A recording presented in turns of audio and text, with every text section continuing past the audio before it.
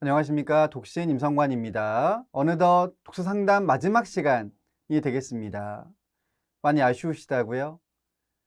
상담할 내용이 많이 있으시다고요? 네, 그러시다면 앞서 제안을 드린 바와 같이 댓글로 신청을 해주시면 제가 상담을 해드리겠습니다. 그리고 사실 이 독서 부분에 대한 고민을 갖고 계시는 분들이 많을 거라고 생각이 들거든요. 그래서 기회가 된다면 질문이 있는 분들을 모셔서 직접 질문을 듣고 또 제가 상담을 해드리는 그런 내용들로 영상을 만들어 보기를 고대를 하고 있습니다. 자, 오늘은 상담에 대한 마지막 시간이어서 관련 도서를 한 권 소개를 해드리도록 하겠습니다. 자, 우선 독서 지도사, 독서를 지도하시는 분들 같은 경우에는 상담 전문가이기도 해야 된다고 저는 생각을 하고 있습니다. 왜냐하면 실제 학생들을 만나기 전에 부모님들을 만날 수 있는 기회도 있고 또 학생들을 만나다 보면 그들로부터 많은 고민들을 듣거든요.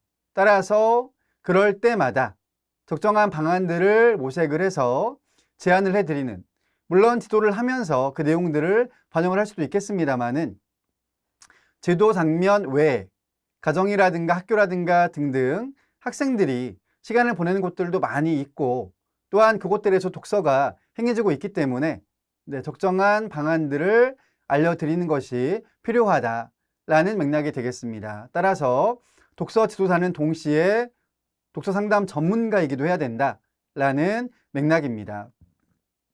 자, 그렇다면 과연 어떤 측면의 전문성을 갖추어야 되는가라는 이야기인데 첫 번째로는 이론적인 배경들을 알고 있어야 됩니다.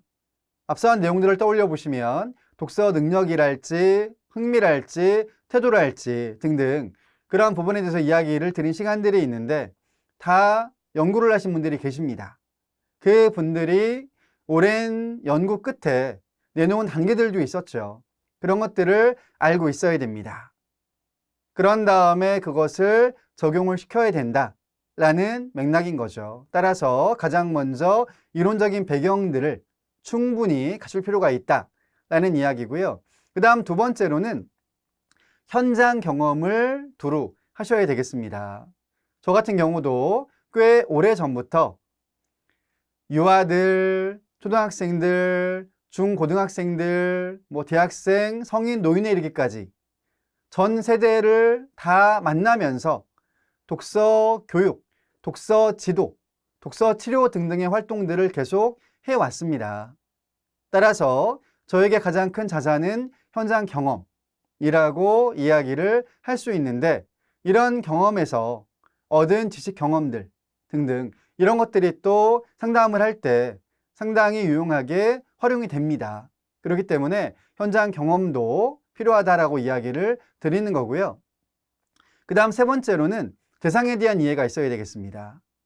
앞선 시간들 떠올려 보시면 초등 1학년입니다, 2학년입니다 등등처럼 상담을 해오시는 분들이 자녀의 학년, 나이 등을 이야기하지 않습니까? 그러면 그 나이, 학년을 듣고 우선 이 나이라면, 이 학년이라면 이런 특성이 있겠구나 라는 것들을 먼저 알고 있어야 되겠습니다. 물론 개인차가 있죠. 그렇지만 이런 특성이라고 하는 것은 보편성에 의거해서 정리가 된 것이기 때문에 그 보편성에 비추었을 때 이 아이는 지금 어느 지점에 있는가라는 것들을 파악할 수 있는 가장 기본적인 내용이 되겠습니다. 그 다음 더불어서 상담한 내용들 안에 그 대상에 대한 특성들이 담겨 있지 않습니까? 그래서 그 내용들을 잘 듣고 잘 읽고 파악할 필요가 있다고 이야기했습니다. 이는 곧 그들을 조금 더 이해하기 위한 노력이라고 할 수가 있겠습니다. 이러한 노력이 더해진다면 상담을 잘할 수 있는 전문가가 될 거라고 생각이 드는데 실제로 제가 엄마들을 만나서 상담한 내용들을 담은 책이 한 권이 있습니다. 지금 보시는 책인데 제목을 보시면 자녀의 독서를 고민하는 엄마들의 책이라고 되어져 있고요. 이 책은 몇 년 전에 문화체육관광부에서 해마다 이 책은 상당히 좋은 책입니다 라는 맥락으로 선정을 해서 이 책들에게 스티커를 붙여주는데 이 책도 우수한 학술도서 베스트셀러로 뽑힌 책 가운데 한 권이 되겠습니다. 자, 그러므로 독서에 대한 고민이 있는 엄마들이라면 한번 읽어보실 것을 권해드리는데, 이 책의 목차는 다음과 같습니다. 총 3개의 이야기 장으로 구성되어져 있어요. 첫 번째 이야기는 초등 저학년 엄마들을 위한 이야기, 두 번째 이야기는 초등 고학년 엄마들을 위한 이야기, 그리고 세 번째 이야기는 엄마들과 나눈 이야기로 정리가 되어져 있습니다.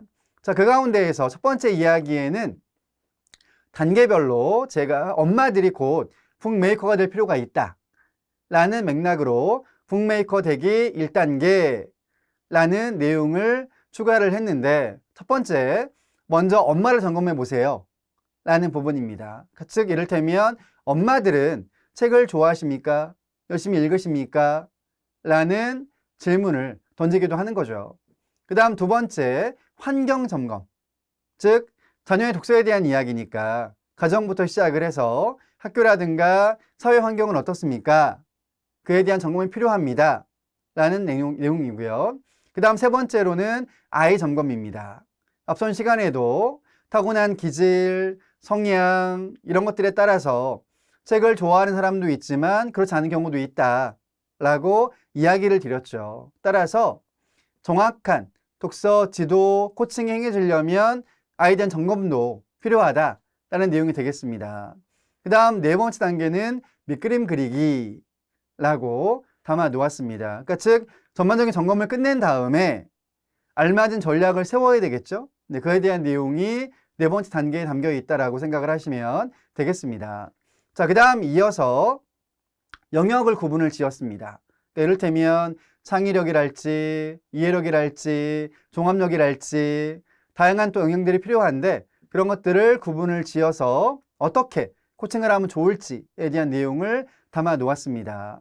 그 다음 6단계로 가게 되면 심리 코칭, 동기에 대한 측면들이 이 안에 담겨 있습니다. 역시 앞서 이야기를 드린 바가 있는데, 독서를 하느냐 마느냐, 열심히 하느냐 그렇지 않느냐 라는 걸 결정하는 것은 역시 동기에 달려 있다 라고 이야기 드리지 않았습니까?